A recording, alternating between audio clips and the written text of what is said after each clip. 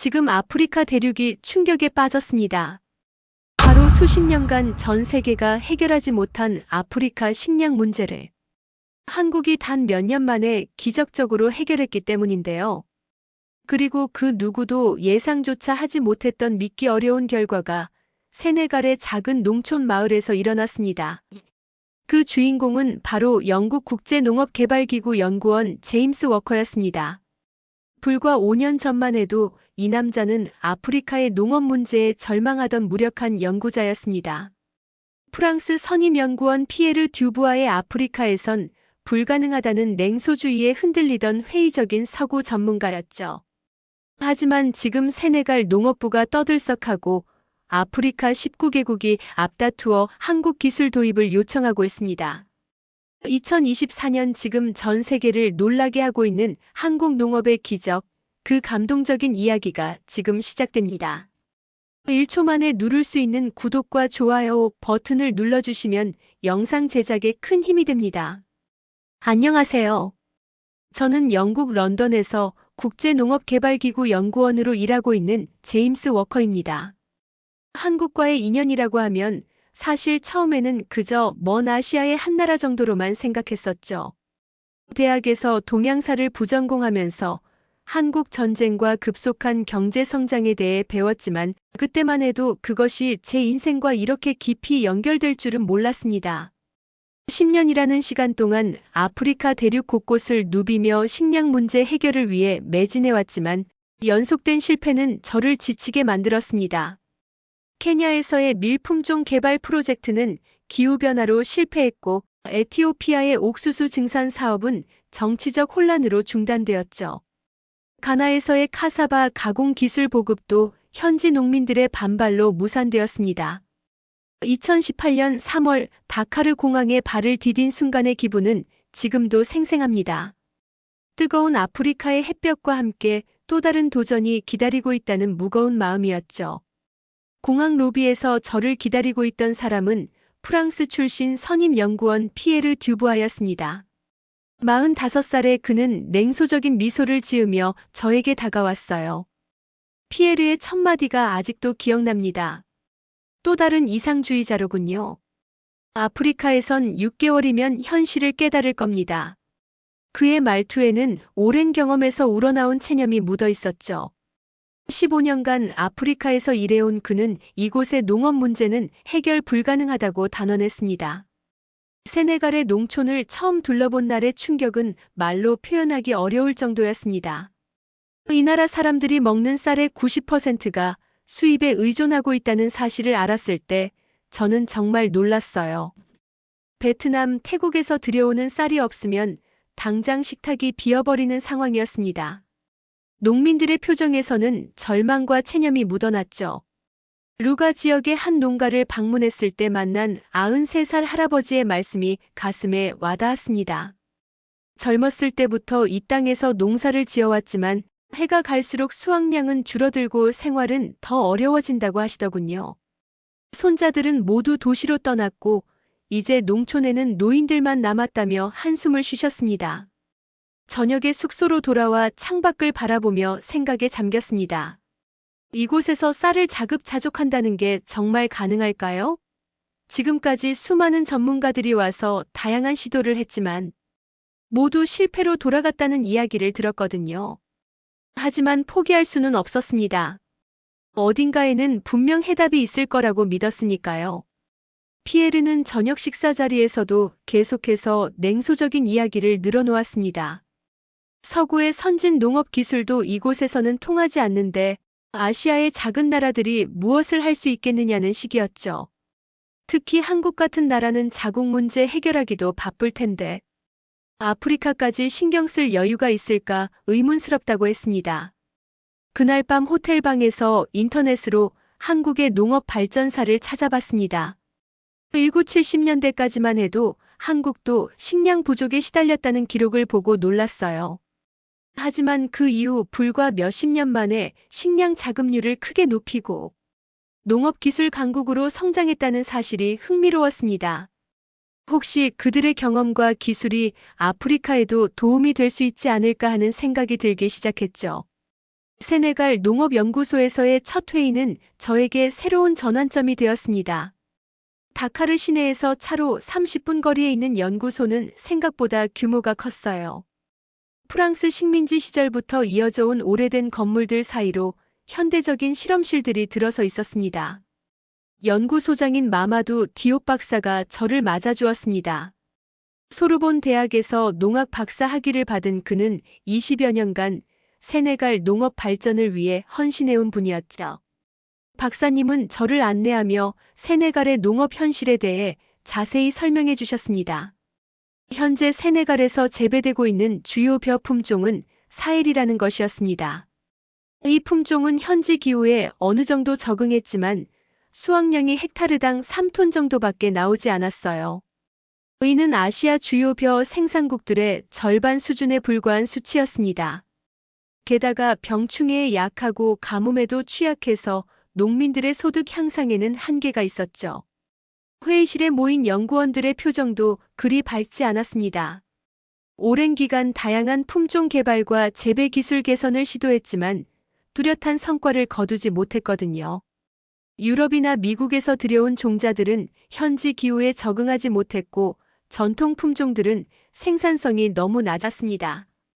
그때 아프리카벼 연구소에서 온 아마두 박사가 흥미로운 발표를 시작했습니다. 키가 크고 마른 체격의 아마두 박사는 말리 출신으로 아프리카 벼 연구 분야의 권위자였어요. 그분이 들고 온 자료에는 놀라운 내용이 담겨 있었습니다. 한국이 세네갈에 기적의 벼 품종을 보내왔다는 것이었죠. 이슬이6과 이슬이7이라는 두 품종이었는데 이들은 한국의 통일벼 계통에서 개발된 것이라고 했습니다. 아마두 박사는 흥분된 목소리로 설명을 이어갔어요. 현지 적응 시험에서 이 품종들이 헥타르당 7.5톤을 기록했다는 것이었습니다. 회의실 안이 술렁이기 시작했습니다. 기존 사헬 품종의 2배가 넘는 수확량이었거든요. 하지만 피에르가 비웃는 소리를 냈습니다. 한국이요?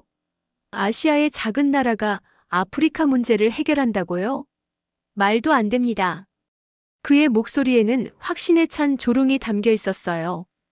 피에르는 계속해서 의문을 제기했습니다. 한국은 온대 기후 국가인데 열대 기후인 아프리카에서 그들의 품종이 제대로 자랄 리 없다는 것이었죠. 게다가 아프리카는 토양 조건도 다르고 강우 패턴도 완전히 다르다며 회의적인 반응을 보였습니다. 유럽의 선진 농업 기술도 이곳에서 실패했는데 한국 기술이 성공할 가능성은 희박하다고 단언했어요. 하지만 저는 오히려 호기심이 생겼습니다. 아마두 박사가 보여준 시험 재배 결과 사진들을 보니 정말 놀라웠거든요. 알이 굵고 튼실한 벼 이삭들이 황금빛으로 익어가는 모습이 인상적이었습니다. 무엇보다 농민들의 표정이 달라 보였어요. 오랜만에 희망에 찬 미소를 짓고 있었거든요. 회의가 끝난 후 아마두 박사와 따로 이야기를 나눴습니다. 박사님은 한국농촌진흥청에서 이 품종들을 개발하는데 오랜 시간과 노력을 투입했다고 설명해 주셨어요. 단순히 기존 품종을 들여온 것이 아니라 아프리카 현지 환경에 맞도록 특별히 개발된 것이라는 점이 인상적이었습니다. 저는 그날 저녁 숙소에서 한국의 농업 발전사에 대해 더 자세히 조사해 봤습니다. 1960년대까지만 해도 한국은 세계 최빈국 중 하나였다는 기록을 보고 놀랐어요. 하지만 1970년대 통일벼 개발을 통해 식량 자급을 달성했고 그 이후 지속적인 기술 혁신으로 농업 선진국 반열에 올랐다는 것이었습니다. 특히 흥미로웠던 것은 한국이 자국의 식량 문제를 해결한 후에도 개발도상국들과 기술을 공유하려고 노력하고 있다는 점이었습니다. 이는 단순한 경제적 이익을 추구하는 것이 아니라 진정한 국제협력의 정신에서 나온 것 같았어요. 피에르의 냉소적인 반응과는 정반대의 접근이었죠. 다음 날 아침 연구소에서 한국 품종의 시험 재배지를 직접 보고 싶다고 요청했습니다. 아마두 박사는 흔쾌히 안내해 주겠다고 했어요. 드디어 제 눈으로 직접 그 기적의 별을 확인할 수 있는 기회가 온 것이었습니다. 다카르에서 차로 2시간을 달려 세네갈 중부 지역의 시험 재배지에 도착했을 때 저는 정말 놀라지 않을 수 없었습니다. 광활한 논 한가운데서 한 사람이 저희를 기다리고 있었는데 바로 한국농촌진흥청에서 파견된 강경호 연구관이었어요. 강 박사님은 40대 중반의 온화한 인상을 가진 분이었습니다. 깔끔하게 정돈된 옷차림에 겸손한 미소를 지으며 저희를 맞아주셨죠. 첫인상부터 여느 서구 전문가들과는 다른 느낌이었어요. 자신의 성과를 과시하거나 우월감을 드러내지 않으면서도 자신이 하는 일에 대한 확신이 엿보였습니다. 강 박사님은 유창한 영어와 프랑스어로 한국의 통일벼 개발 역사를 설명해 주셨습니다. 1970년대 우리도 심각한 식량 부족을 겪었다고 하시더군요. 당시 한국의 쌀 생산량으로는 국민들을 먹여 살릴 수 없는 상황이었다고 했습니다. 하지만 인디카와 자포니카를 교배한 통일벼 개발로 기적을 만들어냈다는 설명이 이어졌어요. 통일벼가 개발되기 전까지 한국의 벼 수확량은 헥타르당 3.3톤 정도였다고 합니다. 하지만 통일벼 보급 이후 5.2톤으로 증가했고 1970년대 중반에는 완전한 쌀 자급을 달성했다는 것이었죠. 이제 그 기술과 경험을 아프리카와 나누고 싶다는 강 박사님의 말씀에서 진정성이 느껴졌습니다. 시험 재배지를 둘러보는 순간 저는 정말 놀라운 광경을 목격했습니다. 이슬이 품종들이 자라고 있는 구역과 기존 사해. 품종이 자라고 있는 구역이 뚜렷하게 구분되어 있었는데 육안으로도 차이가 확연히 보였어요. 한국 품종들이 훨씬 더 무성하게 자라고 있었고 벼 이삭도 더 크고 알차 보였습니다. 강 박사님이 자세한 데이터를 보여주셨습니다. 같은 조건에서 재배했는데도 이슬이육은 헥타르당 7.3 톤, 이슬이칠은 7.7톤의 수확량을 기록하고 있었어요. 기존 사일 품종의 2배가 넘는 수치였습니다. 게다가 병충해 저항성도 훨씬 뛰어났고 가뭄에도 상당한 내성을 보이고 있었죠. 이 과정에서 현지 농민 이브라임을 만나게 되었습니다. 50대 초반의 그는 이 지역에서 30여 년간 농사를 지어온 베테랑이었어요. 하지만 그의 표정에는 오랜 세월 누적된 걱정과 피로가 묻어 있었습니다. 이브라임의 농장은 빚에 허덕이고 있었거든요. 이브라임은 저에게 자신의 어려운 처지를 털어놓았습니다. 해마다 수확량이 부족해서 가족을 먹여 살리기도 어려운 상황이라고 했어요. 큰아들은 이미 다카르로 떠났고 둘째 아들도 농업에 미래가 없다며 도시로 나가려 한다고 하더군요. 하지만 새로운 한국 품종에 대해서는 조심스러운 기대감을 보였습니다. 강 박사님은 이브라임에게 재배 방법을 자세히 설명해 주셨어요. 한국에서 개발한 재배 기술을 현지 조건에 맞게 조정한 것들이었습니다. 물 관리 방법부터 시작해서 12시기, 병충해 방제까지 체계적으로 정리된 매뉴얼을 건네주셨죠. 이브라임의 눈에 오랜만에 희망의 빛이 돌았습니다. 저는 강 박사님께 한국의 농업 기술 개발 과정에 대해 더 자세히 물어봤습니다. 박사님은 한국이 단순히 수확량 증대에만 집중한 것이 아니라고 설명하셨어요. 농민들의 소득 향상과 농촌 발전, 나아가 국가 전체의 식량 안보까지 고려한 종합적인 접근이었다는 것이죠. 특히 인상적이었던 것은 한국의 새마을 운동과 농업 발전이 함께 이루어졌다는 이야기였습니다. 기술 개발과 함께 농민 교육, 농촌 인프라 구축, 농업 금융 지원까지 패키지로 추진했다고 하더군요. 이는 단순히 종자만 보급하는 것과는 차원이 다른 접근이었어요. 강 박사님은 또한 한국이 아프리카 농업 발전을 위해 장기적인 비전을 가지고 있다고 말씀하셨습니다.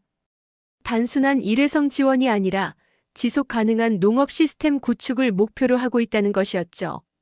현지 연구진과 농민들의 역량 강화에도 많은 투자를 하고 있다고 했습니다. 그날 저녁 숙소로 돌아가는 길에 피에르가 여전히 회의적인 반응을 보였습니다. 시험 재배에서 좋은 결과가 나왔다고 해서 실제 농가에서도 성공할 것이라고 보장할 수 없다는 것이었어요. 아프리카에서는 예상치 못한 변수들이 너무 많다며 성급한 결론을 내리지 말라고 경고했습니다. 하지만 저는 오히려 더 큰 확신을 갖게 되었습니다. 한국의 접근 방식이 기존의 서구식 원조와는 근본적으로 다르다는 것을 느꼈거든요. 상대방의 입장에서 생각하고 지속 가능한 발전을 추구하며 무엇보다 자신들의 경험을 바탕으로 한 진정성 있는 협력이었습니다. 이것이야말로 아프리카가 진정으로 필요로 하는 것이 아닐까 생각했어요. 세네갈에서의 긍정적인 경험을 바탕으로 저는 한국을 직접 방문해보고 싶다는 생각을 갖게 되었습니다. 강 박사님께서 한국의 농업 기술 발전 과정을 더 자세히 보고 싶으시면 언제든 초대하겠다고 말씀해 주셨거든요. 2018년 5월 드디어 인천공항에 발을 디딘 순간의 설렘은 지금도 잊을 수 없습니다. 서울에서 보낸 첫날 밤 한강을 바라보며 이 나라의 놀라운 발전사에 대해 생각해 봤습니다. 불과 70년 전까지만 해도 전쟁의 폐허 속에서 절대 빈곤에 시달렸던 나라가 이렇게 현대적인 도시를 만들어냈다는 것이 믿어지지 않았어요. 그리고 그 발전의 중심에 농업 혁신이 있었다는 사실이 더욱 흥미로웠습니다. 다음 날 아침 수원에 있는 농촌진흥청 본부를 방문했습니다. 깔끔하고 현대적인 건물들 사이로 광활한 시험 포장이 펼쳐져 있었어요. 이곳에서 저는 카파치안 아프리카 농식품 기술협력 협의체 사무국장인 김성훈 박사님을 만났습니다. 김 박사님은 한국의 농업 발전사를 체계적으로 설명해 주셨습니다. 1960년대 한국의 식량 자급률은 겨우 80%였다고 하더군요. 매년 수십만 톤의 쌀을 수입해야 했고 보리나 고구마로 끼니를 때우는 사람들이 많았다고 했습니다. 하지만 1970년 통일벼가 개발되면서 상황이 완전히 바뀌었다는 것이었죠. 통일벼 개발 과정을 듣고 정말 놀랐습니다. 한국 연구진들이 필리핀 국제미작연구소와 협력해서 인디카와 자포니카를 교배하는 데 성공했다고 하더군요. 수천 번의 시행착오를 거쳐 마침내 한국 기후에 맞는 다수학 품종을 만들어낸 것이었습니다. 그 과정에서 보여준 끈기와 열정이 대단했어요. 하지만 더 놀라운 것은 한국이 현재 보유하고 있는 최첨단 농업 기술들이었습니다. 김 박사님의 안내로 국립농업과학원의 첨단 연구시설들을 둘러봤는데 정말 미래를 보는 것 같았어요. 식물 공장에서는 LED 조명과 자동화 시스템으로 1년 내내 채소를 생산하고 있었고, 스마트팜에서는 센서와 빅데이터를 활용해 최적의 재배 환경을 만들어내고 있었습니다. 특히 인상적이었던 것은 대전에 있는 한국전자통신연구원을 방문했을 때였습니다. 이곳에서 개발한 식물 일체화 전극 기술과 식물 인바디 기술을 보고 정말 경악했어요. 식물에 센서를 부착해서 실시간으로 스트레스 상태를 파악할 수 있다는 것이었습니다. 연구원 한 분이 자세히 설명해 주셨어요. 식물이 병에 걸리거나 영양분이 부족할 때 발생하는 미세한 전기적 변화를 감지해서 문제를 조기에 발견할 수 있다는 것이었죠. 기존에는 육안으로 확인할 수 있을 때까지 기다려야 했는데 이제는 증상이 나타나기 전에 미리 대처할 수 있게 된 것입니다. 더 놀라운 것은 전기 자극을 통해 식물의 성장을 촉진하는 기술이었습니다. 적절한 주파수와 강도의 전기 자극을 가하면 식물의 광합성 효율이 향상되고 성장 속도가 빨라진다는 연구 결과를 보여주셨어요. 이는 기존의 농업 관념을 완전히 뒤바꾸는 혁신적인 기술이었습니다. 병의 진단 기술도 혁신적이었습니다. 과거에는 식물의 무름병을 진단하는데 이틀에서 사흘이 걸렸는데 이제는 8시간 이내에 정확한 진단이 가능하다고 했어요. 이는 미래 먹거리 문제 해결의 열쇠가 될 것이라고 연구진들은 확신하고 있었습니다. 한국의 스마트팜 기술도 정말 인상적이었습니다. 네덜란드의 유리온실 기술과 한국의 정보통신 기술이 결합되어 완전히 새로운 농업 모델을 만들어낸 것이었어요. 온도, 습도, 이산화탄소 농도, 영양분 공급까지 모든 것이 자동화되어 있었고 스마트폰으로도 원격 제어가 가능했습니다. 농진청의 한 연구원은 이런 기술들이 단순히 한국만을 위한 것이 아니라고 강조했습니다. 전 세계 인구 증가와 기후변화에 대응하기 위해서는 농업 생산성을 혁신적으로 높여야 하고 한국의 기술이 그 해답을 제시할 수 있다는 것이었죠. 저는 한국이 70년 만에 최빈국에서 농업기술 선진국으로 도약한 과정에 깊은 감동을 받았습니다. 무엇보다 이들이 자국의 발전에만 만족하지 않고 개발도상국들과 기술을 나누려는 의지가 강하다는 점이 인상적이었어요. 이는 진정한 국제협력의 모범 사례라고 생각했습니다. 서울 마지막 밤, 남산타워에서 야경을 바라보며 생각했습니다. 한국의 기술과 경험이 아프리카에 전해진다면 정말 놀라운 변화가 일어날 수 있겠다는 확신이 들었어요. 세네갈에서 본 이슬이 품종의 성과는 시작에 불과할지도 모른다는 생각이 들었습니다. 아프리카 대륙 전체가 식량 자급을 달성하는 꿈이 더 이상 불가능해 보이지 않았거든요. 한국에서의 감동적인 경험을 안고 세네갈로 돌아온 저는 이슬이 품종 보급을 본격적으로 추진하기 시작했습니다. 하지만 현실은 제가 예상했던 것보다 훨씬 복잡하고 어려웠어요. 좋은 기술과 품종이 있다고 해서 모든 문제가 저절로 해결되는 것은 아니었습니다. 가장 먼저 부딪힌 문제는 농민들의 보수적인 성향이었습니다. 이브라임처럼 새로운 기술에 관심을 보이는 농민들도 있었지만 대부분은 수십 년간 재배해온 전통 품종을 고수하려 했어요. 새로운 품종에 대한 의구심과 불안감이 컸거든요. 만약 실패한다면 1년 농사를 모두 망칠 수도 있다는 두려움 때문이었습니다. 루가 지역의 한마을 회의에서 만난 원로 농민의 말이 인상적이었어요. 지금까지 수많은 외국인들이 와서 좋은 기술이라며 여러 가지를 시도했지만 대부분 실패로 끝났다고 하더군요. 그래서 이번에도 반신반의하는 마음이 클 수밖에 없다는 것이었습니다. 농민들의 입장에서는 충분히 이해할 만한 반응이었죠. 더 큰 문제는 피에르가 조직적으로 한국 품종 보급을 방해하고 나선 것이었습니다. 그는 세네갈에서 영향력이 큰 프랑스계 농업회사들과 접촉해서 로비 활동을 벌였어요. 한국 품종이 성공하면 기존 유럽 기업들의 종자 시장 점유율이 타격을 받을 수 있다는 논리였습니다. 피에르는 세네갈 농업부 관료들을 만나서 한국 품종의 위험성을 과장해서 홍보했습니다. 검증되지 않은 외래 품종이 현지 생태계에 악영향을 미칠 수 있다는 것이었어요. 또한 한국 기업들이 세네갈 농업 시장을 장악하려는 의도가 있다며 경계심을 부추겼습니다. 물론 사실과는 전혀 다른 이야기였지만 일부 관료들은 이런 말에 흔들리기 시작했어요. 종자 수입 허가 과정에서도 예상치 못한 지연이 발생했습니다. 평소 같으면 한 달이면 끝날 절차가 석 달째 계속되고 있었거든요. 서류상의 사소한 문제들을 이유로 계속 반려되었고 추가 자료 제출을 요구받았습니다. 피에르의 입김이 작용하고 있다는 것이 분명했어요. 그런데 2018년 여름 예상치 못한 큰 시련이 닥쳤습니다. 세네갈 전역에 극심한 가뭄이 찾아온 것이었어요. 30년 만에 가장 심각한 수준이라고 기상청에서 발표할 정도였습니다. 우기철인데도 비가 거의 내리지 않았고 강물의 수위가 급격히 낮아졌죠. 이슬이 품종 시험 재배지도 예외가 아니었습니다. 한국 품종들도 극심한 가뭄 앞에서는 속수무책인 것처럼 보였어요. 잎이 누렇게 마르기 시작했고 성장이 현저히 둔화되었습니다.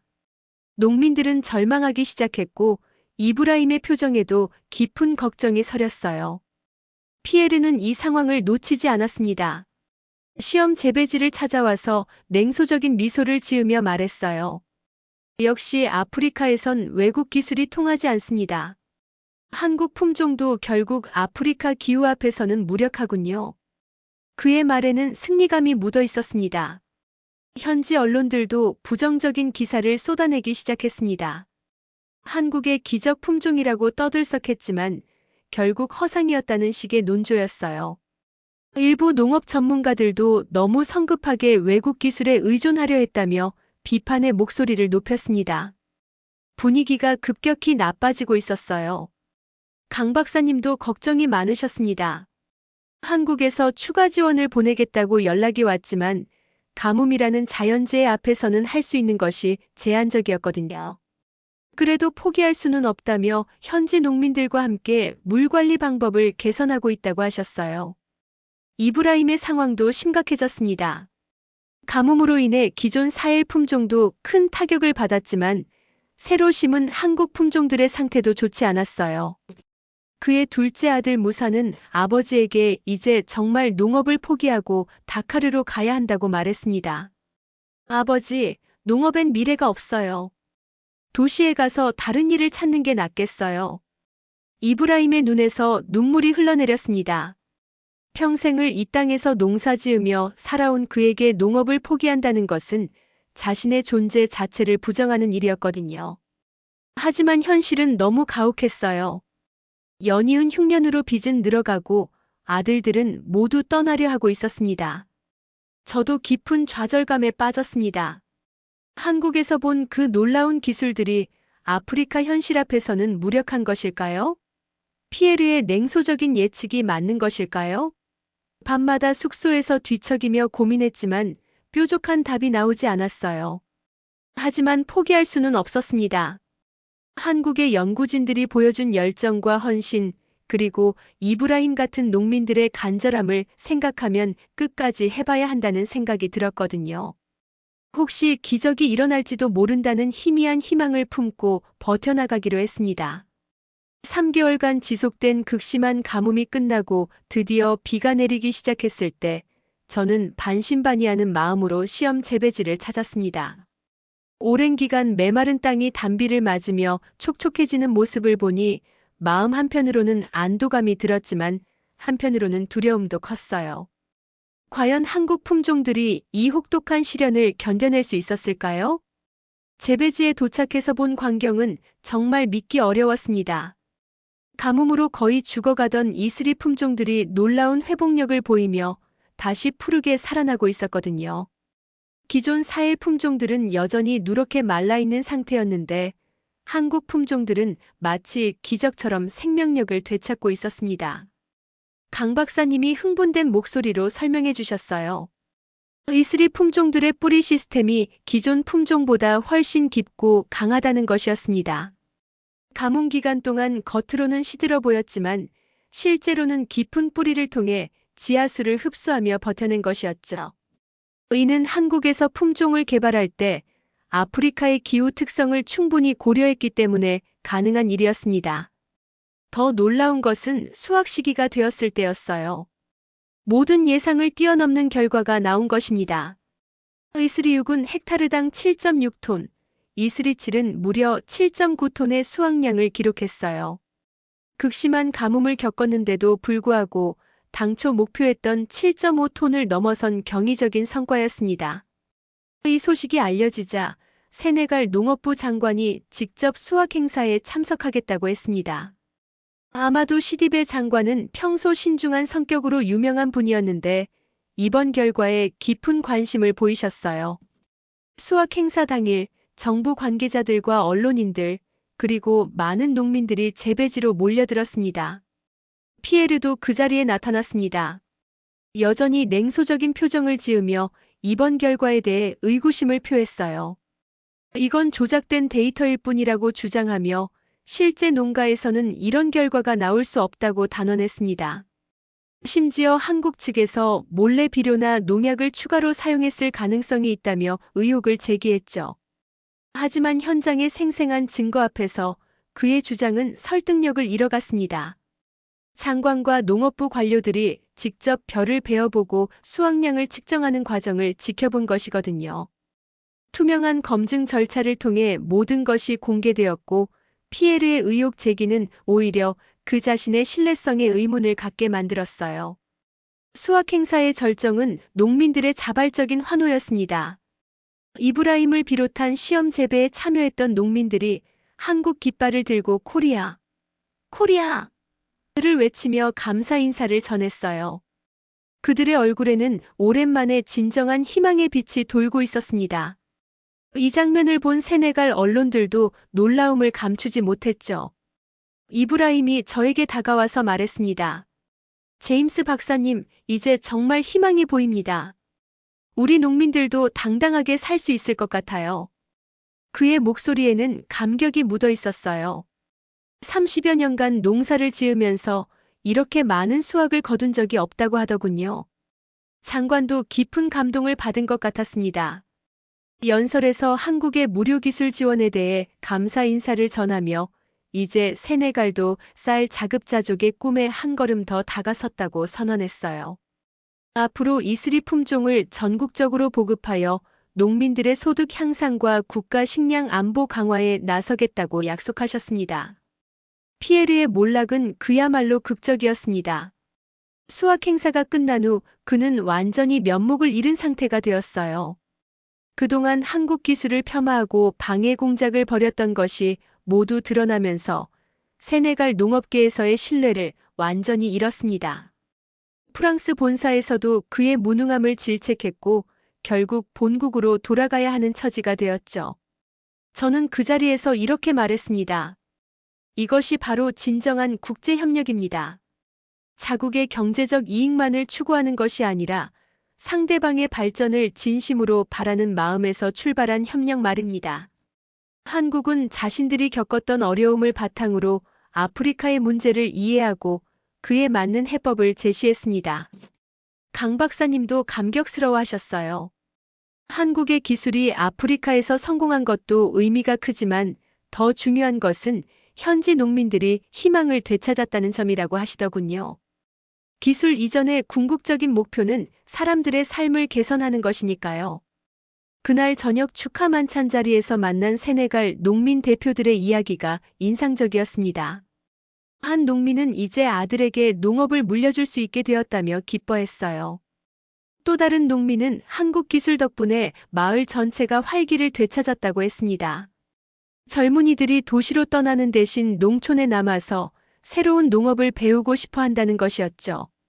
세네갈 언론들의 보도도 완전히 바뀌었습니다. 한국의 농업 기술과 개발 경험을 자세히 소개하는 기사들이 쏟아져 나왔어요. 특히 한국이 최빈국에서 선진국으로 발전한 과정과 그 경험을 아프리카와 나누려는 의지에 대해 긍정적으로 평가하는 내용들이 많았습니다. 이 성공 사례는 곧바로 다른 아프리카 국가들에도 알려졌습니다. 가나, 우간다, 르완다 등에서 세네갈의 경험을 벤치마킹하고 싶다는 요청이 들어오기 시작했어요. 한국농촌진흥청에도 기술협력 요청이 급증했다고 하더군요. 저는 그날 밤 숙소에서 깊은 감동을 느꼈습니다. 불과 몇 달 전만 해도 불가능해 보였던 일이 현실이 된 것이었거든요.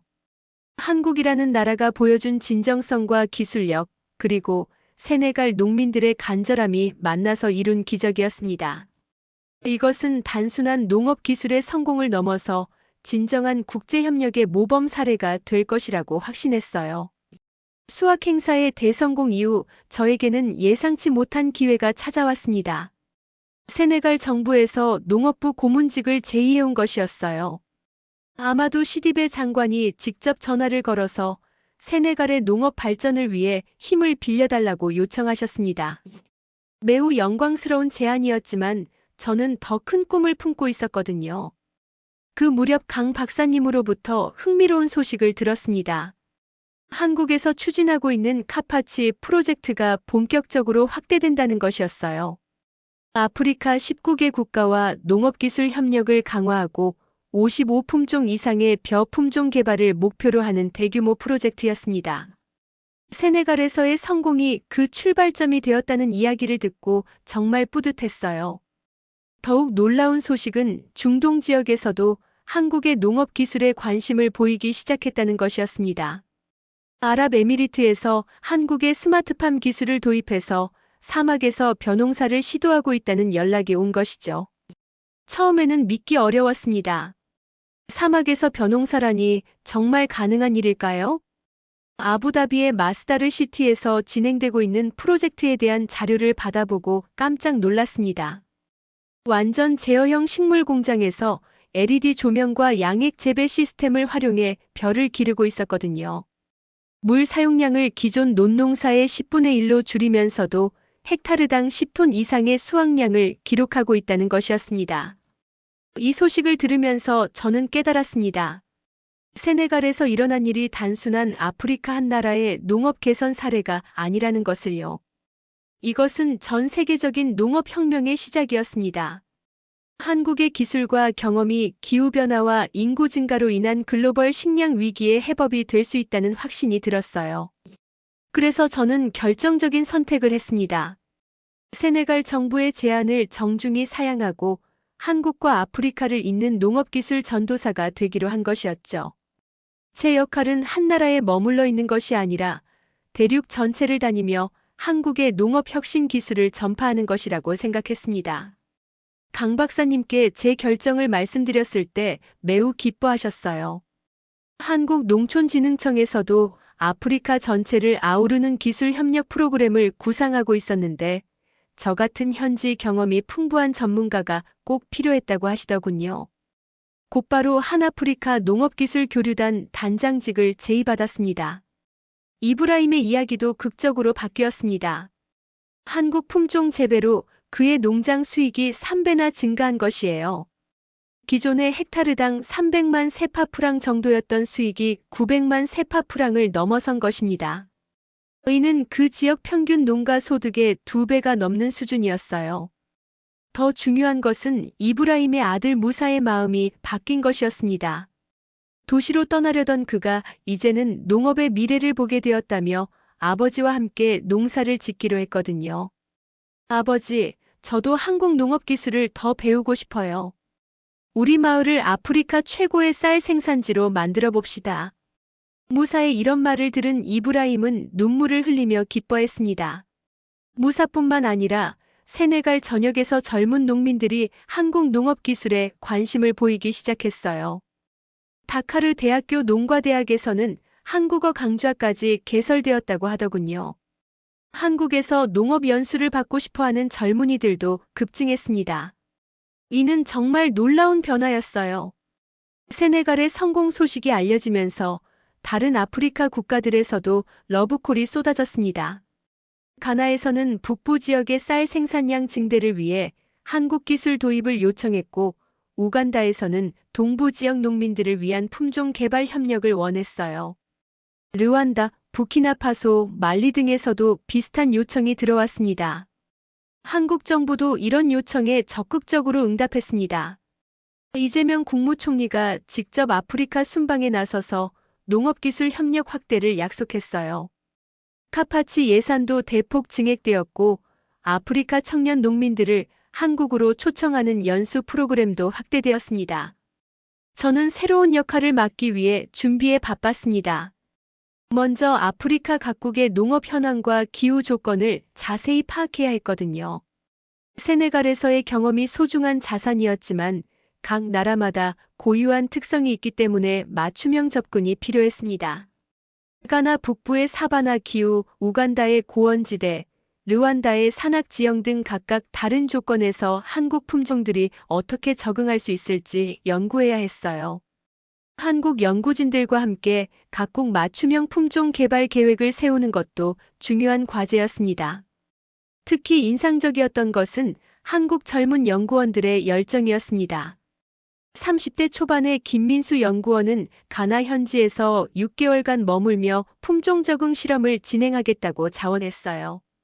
이런 헌신적인 자세가 한국 농업 기술의 성공 비결 중 하나라고 생각했습니다.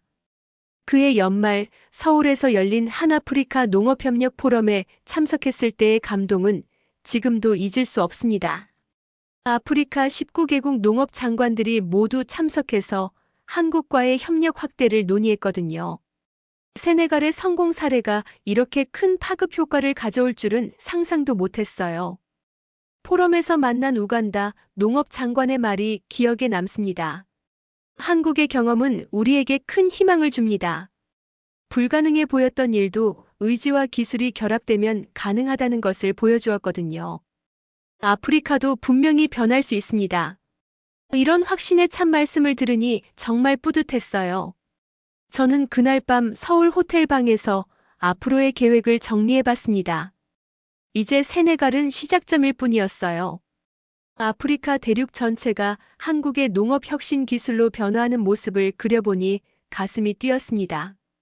이것이야말로 제가 평생 해야 할 일이라는 확신이 들었거든요. 2020년 세네갈에서 한국 품종 도입을 시작한 지 2년이 흘렀습니다. 돌이켜보면 정말 놀라운 변화의 시간이었어요. 의스리 품종 재배 면적이 2만 헥타르로 확대되었다는 소식을 들었을 때 저는 가슴이 벅차올랐습니다. 처음 시험 재배를 시작했을 때는 겨우 10헥타르였는데 이제는 그 2000배로 늘어난 것이었거든요. 세네갈 농민들의 쌀 생산량은 평균 2배 이상 증가했습니다. 전국적으로 보면 연간 쌀 생산량이 50만 톤에서 80만 톤으로 늘어났어요. 이는 세네갈 전체 쌀 소비량의 60%에 해당하는 수치였습니다. 불과 몇 년 전만 해도 90%를 수입에 의존했던 것을 생각하면 정말 기적 같은 변화였죠. 더 중요한 것은 농민들의 삶이 근본적으로 바뀌었다는 점이었습니다. 이브라임 같은 농민들이 이제는 당당하게 자녀들에게 농업을 물려줄 수 있게 되었거든요. 농촌 지역의 젊은이들이 도시로 떠나는 대신 고향에 남아서 새로운 농업 기술을 배우고 있었습니다. 이는 세네갈 사회 전체에 긍정적인 영향을 미치고 있었어요. 저는 이제 한아프리카 농업기술 교류단의 단장으로서 대륙 전체를 누비며 일하고 있습니다. 가나, 우간다, 르완다, 말리, 부키나파소 등 19개 국가에서 진행되는 농업협력 프로젝트를 총괄하는 역할이에요. 각 나라마다 고유한 특성이 있어서 도전적이지만 그만큼 보람도 큰 일입니다. 가나에서는 북부 사바나 지역에 특화된 품종 개발에 성공했어요. 가나 한국 공동연구진이 개발한 가나골드 품종은 현지 기후에 완벽하게 적응해서 헥타르당 8톤의 수확량을 기록하고 있습니다. 현지 농민들이 이 품종을 기적의 쌀이라고 부를 정도로 큰 인기를 얻고 있어요. 우간다에서도 놀라운 성과가 나타나고 있습니다. 동부 고원지대의 특성을 고려한 우간다레드 품종이 개발되었는데 이 품종은 철분 함량이 일반 쌀보다 3배나 높아서 영양 개선 효과까지 있거든요. 우간다 정부에서는 이를 국가 영양 개선 프로그램의 핵심 작물로 지정했습니다. 르완다에서의 경험도 특별했어요. 1000개의 언덕을 가진 나라라고 불리는 르완다의 산악 지형에 맞는 계단식 논 시스템을 한국 기술로 구축했거든요. 전통적인 테라스 농법과 한국의 스마트 농업 기술이 결합되어 완전히 새로운 농업 모델이 탄생한 것이었습니다. 이 모든 성공의 핵심에는 한국 연구진들의 헌신이 있었습니다. 강 박사님을 비롯해서 수많은 젊은 연구원들이 아프리카 현지에서 농민들과 함께 땀 흘리며 일했거든요. 그들은 단순히 기술을 전수하는 것이 아니라 현지 상황에 맞게 기술을 개선하고 발전시켜 나갔습니다. 특히 인상적이었던 것은 아프리카 청년들을 한국으로 초청하는 연수 프로그램이었어요. 매년 100명씩 선발된 아프리카 청년 농민들이 한국에서 6개월간 최신 농업 기술을 배우고 있습니다. 이들이 고국으로 돌아가서 배운 기술을 전파하면서 변화의 속도가 더욱 빨라지고 있어요. 세네갈에서 온 무사도 그중 한 명이었습니다. 그는 한국에서 스마트팜 기술과 농업 경영을 배우고 돌아가서 자신의 마을에 시범 농장을 만들었어요. 이제 그는 지역의 젊은 농민들을 가르치는 지도자가 되었습니다. 아버지 이브라임도 아들의 변화를 보며 무척 자랑스러워하고 있어요. 한국의 농업 기술이 아프리카에 미친 영향은 농업 분야를 넘어서고 있습니다. 농민들의 소득이 증가하면서 농촌 경제가 활성화되었고 이는 교육과 의료 서비스 개선으로 이어졌거든요. 많은 농촌 마을에서 새로운 학교가 건설되고 보건소가 개설되고 있습니다. 더욱 놀라운 것은 한국에 대한 아프리카 사람들의 인식 변화였어요. 과거에는 한국을 잘 모르거나 단순히 아시아의 한 나라 정도로 생각했는데 이제는 희망을 주는 나라, 기적을 만드는 나라로 인식하고 있습니다. 아프리카 젊은이들 사이에서 한국어 학습 열풍이 일고 있을 정도예요. 국제사회에서도 한국의 아프리카 농업 협력 모델이 주목받고 있습니다. UN 식량농업기구에서는 한국의 사례를 개발도상국 협력의 모범 사례로 선정했어요. 경제협력개발기구에서도 한국의 경험을 바탕으로 한 농업협력 가이드라인을 만들고 있습니다. 마지막 장면으로 생생하게 기억나는 것은 작년 서울 농촌진흥청에서 열린 회의였습니다. 아프리카 19개국에서 온 청년 연구원들과 함께 새로운 품종 개발 프로젝트를 논의하고 있었어요. 회의실 한쪽 벽에는 농업이 바뀌면 세상이 바뀐다, 한국의 녹색 혁명을 아프리카에라고 쓰인 액자가 걸려 있었습니다. 그 자리에서 저는 깊은 감동을 느꼈습니다. 불과 몇 년 전만 해도 혼자서 아프리카의 식량 문제를 걱정하던 제가 이제는 이렇게 많은 동료들과 함께 해법을 만들어가고 있다는 것이 믿어지지 않았거든요. 한국이라는 나라가 보여준 진정성과 기술력이 이 모든 변화를 가능하게 했습니다. 그날 밤 한강을 바라보며 생각했습니다. 저는 이제 확실히 압니다. 기적은 저절로 일어나는 것이 아니라 사람들이 만들어내는 것이라는 사실을요. 그리고 그 기적을 만드는 힘은 첨단 기술이나 막대한 자본이 아니라 진심으로 상대방을 위하는 마음에서 나온다는 것을 깨달았습니다. 한국이 세계에 보여준 것은 단순한 농업기술 그 이상이었습니다. 불가능을 가능으로 만드는 희망이었고 함께 성장하려는 진정한 동반자 정신이었어요. 70년 전 최빈국이었던 한국이 이제 전 세계 식량 문제 해결의 희망이 되었다는 사실만큼 감동적인 이야기가 또 있을까요? 저는 앞으로도 이 일을 계속해 나갈 것입니다. 아프리카 대륙 전체가 식량 자급을 달성하고 농민들이 당당하게 살 수 있는 그날까지 한국과 아프리카를 잇는 가교 역할을 하겠습니다. 이것이 바로 제가 한국에서 배운 진정한 국제협력의 정신이니까요.